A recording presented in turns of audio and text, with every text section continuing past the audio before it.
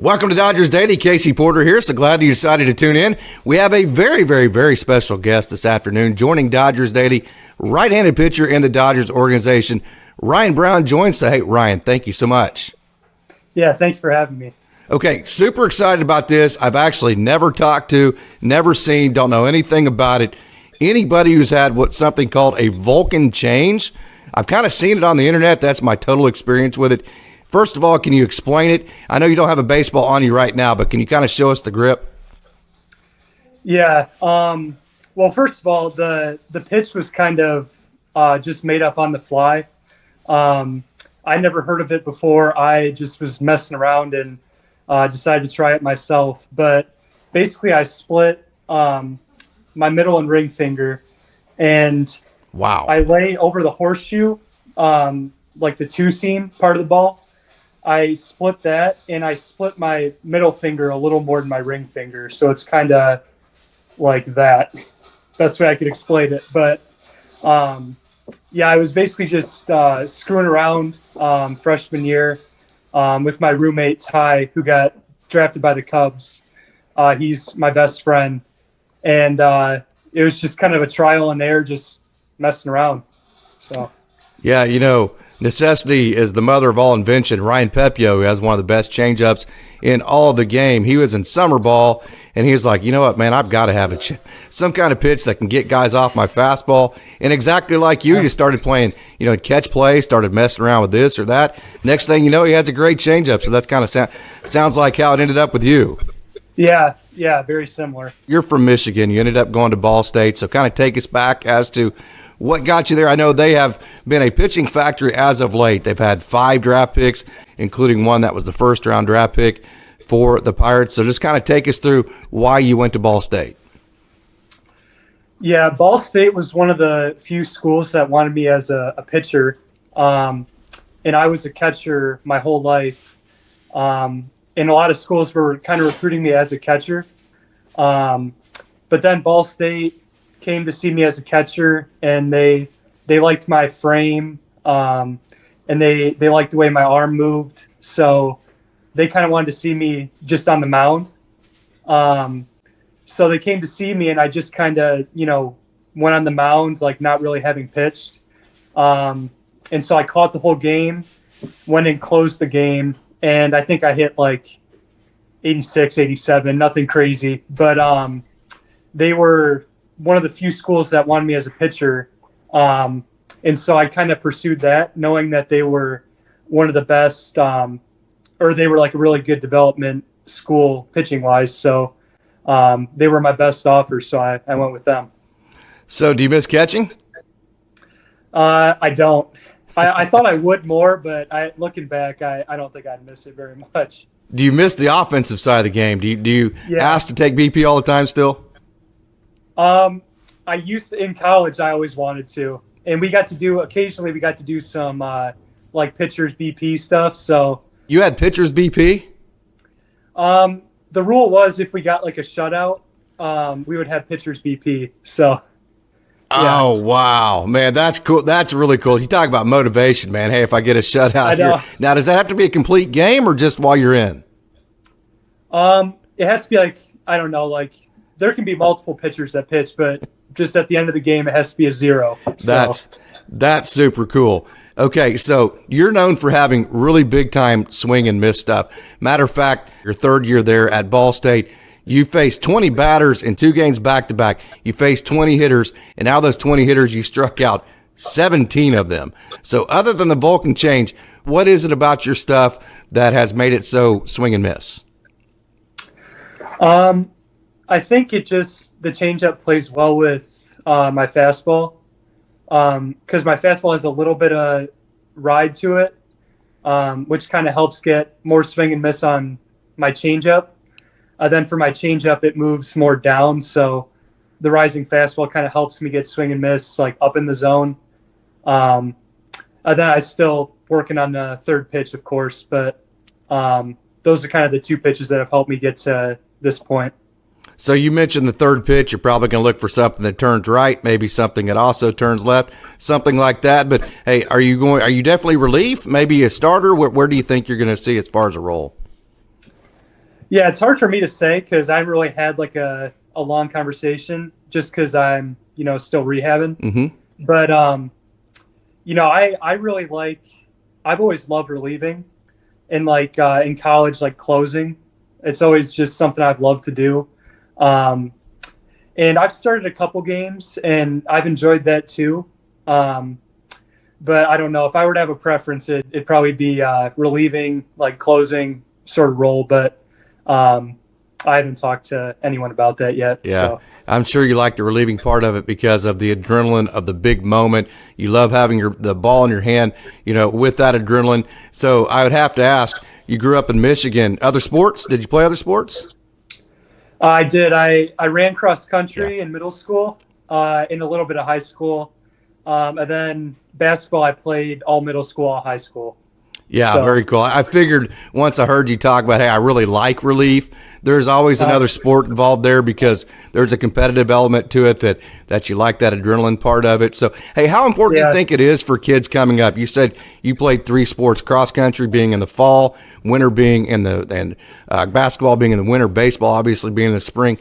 You see this day in specialization where kids are only playing one sport at like 8 years old. You played 3. So how important is it for kids to get that full experience? Yeah, my honest opinion is I think that just like specializing in one sport is more of like a later thing, like, end of high school. I don't know, like,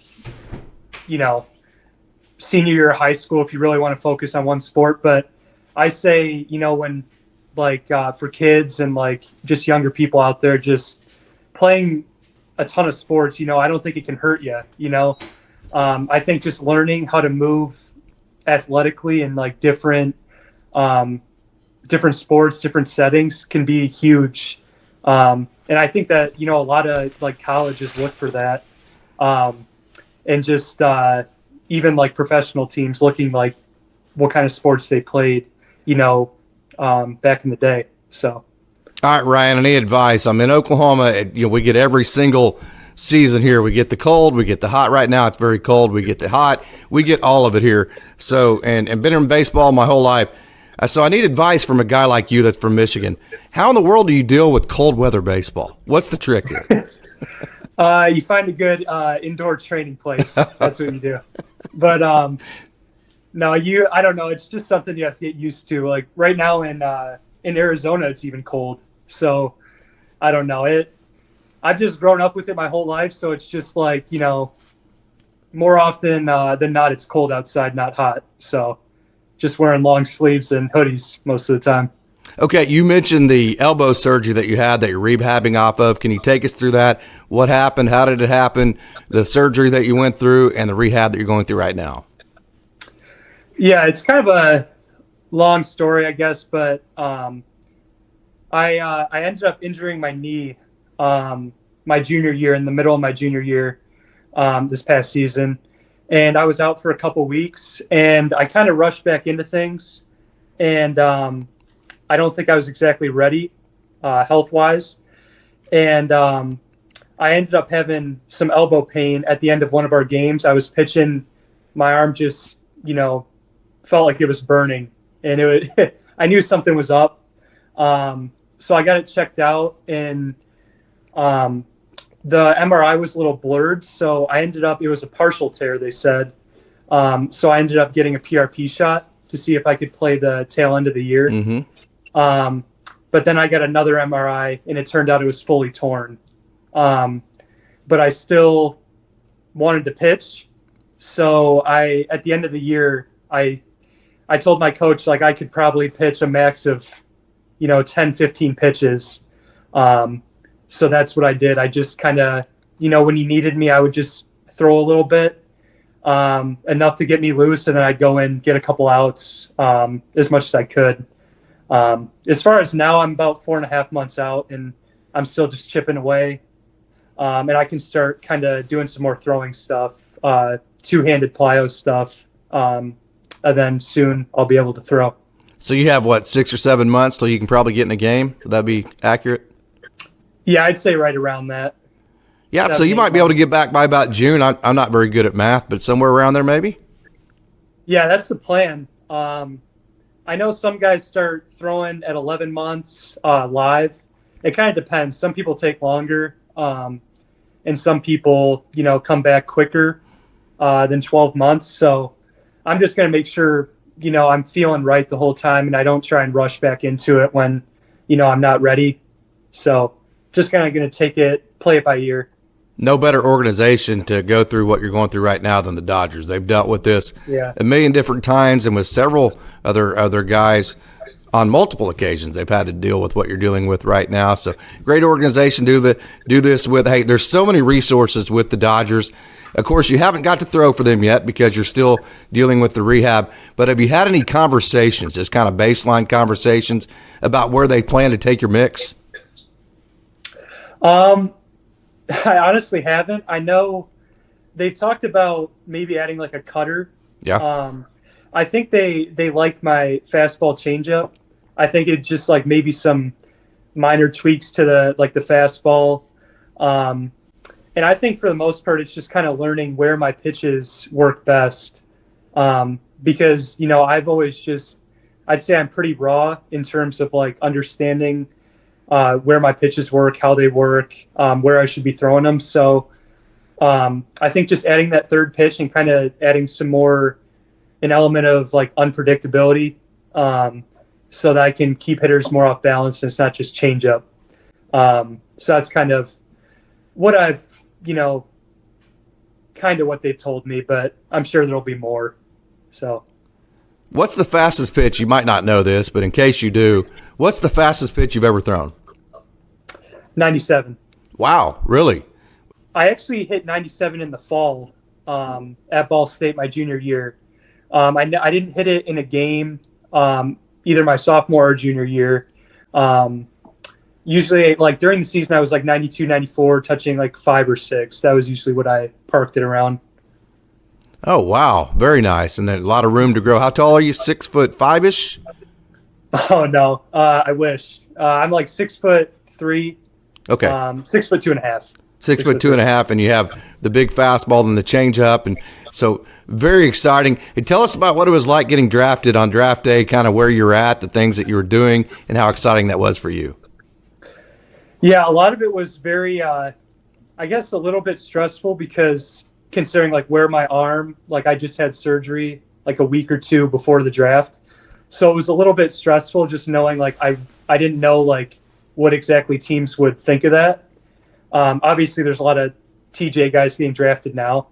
So I was a little bit nervous, but then when the Dodgers called, it was just, instant, just happy feeling, just knowing that I was going to go to a place that was so historic and just had such good rehab, which was one of the things I was really looking for. So it was just really cool for me. I'm assuming your off-season routine is a little bit groundhoggish right now as far as the rehab goes. So kind of take us through what your off-season is going to be. Yeah, right now I'm starting two-hand plyos. So actually yesterday I started that. So I can finally start doing some throwing. And then one-handed plyos will start maybe like a month from now. Then for the new year, that's when I'm most likely going to start throwing the ball around. So that's the goal right now. And then I'm just doing a lot of like fixing my limitations as far as like the way my body moves, and just getting stronger. So are you at the complex right now? Yeah. Yeah. Okay. So just knowing yourself as well as you do, you sound like, a young man that is very well tuned with what you do well, things maybe you need to work on. What things would you say right now are your strengths? Just like physical things or more? Yeah. As far as the type of pitcher that you are, what are your strengths as a pitcher?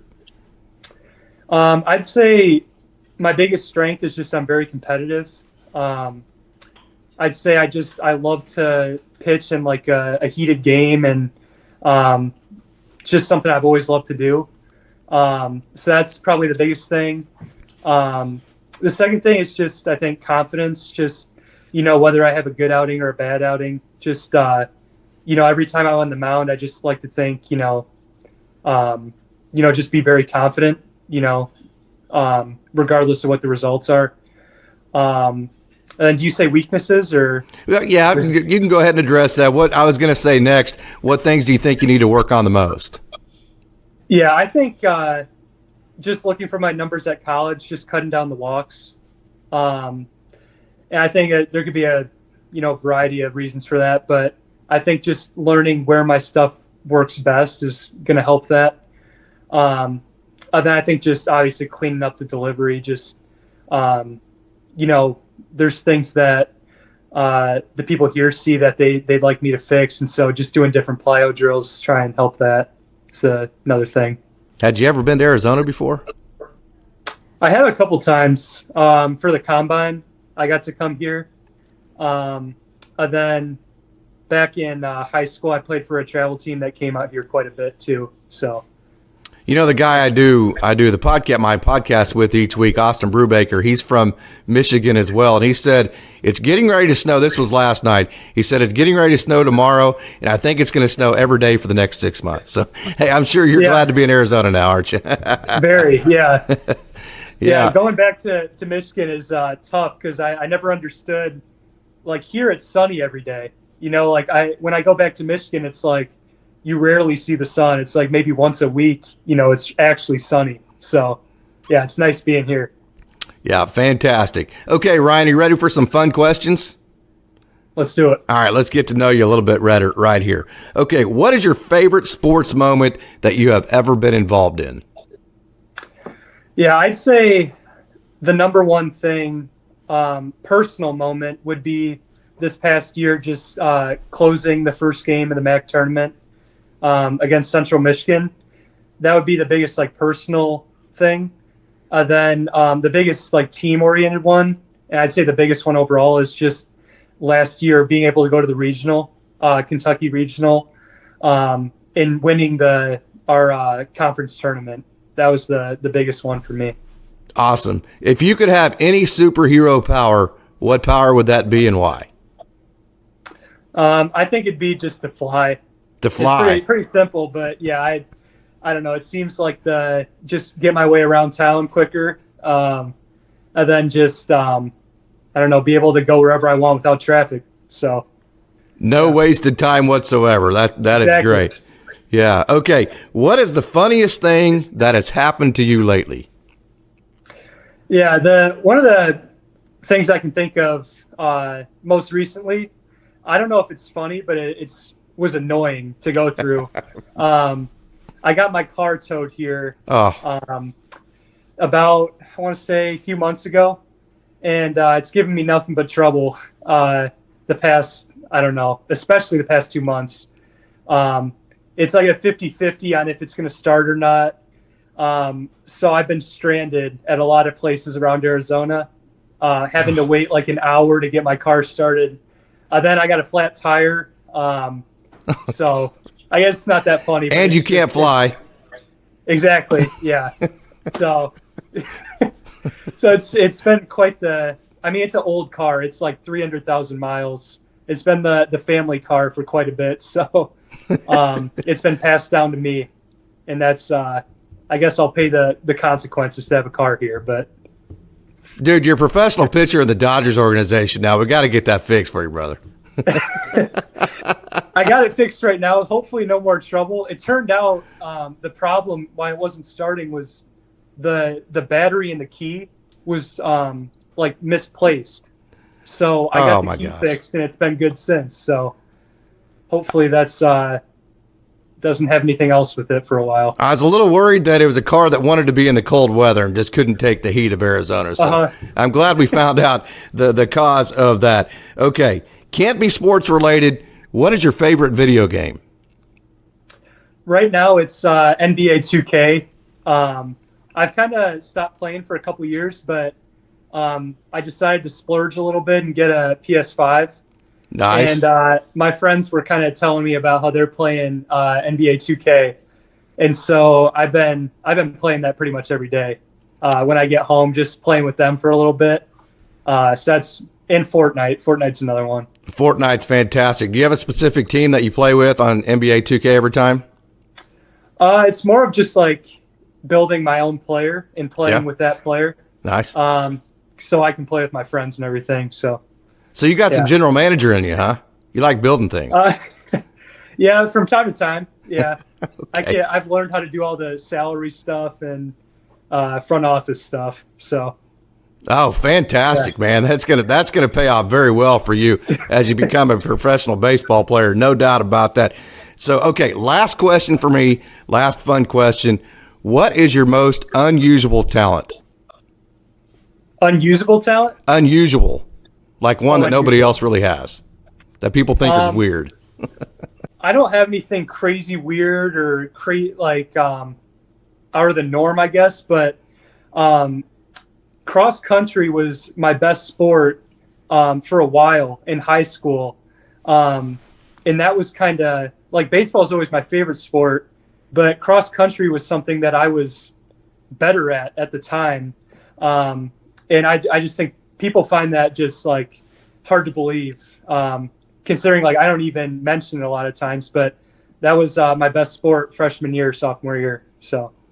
I've never understood how people can enjoy running. I mean, I've done a lot of it in my day because somebody's told me I've had to, and I've known I've had to. But how in the world do you run for enjoyment? That's crazy to me. Yeah, I don't think it's not enjoying to do it, but it's just satisfying to like run a PR. Yeah. So I think that's the motivation, but it's definitely not fun while you're doing it. Yeah. So what's the adrenaline like when you're coming down the stretch and it's neck and neck and you're trying to win a race? Is that pretty cool? Yeah, it's very similar to like pitching.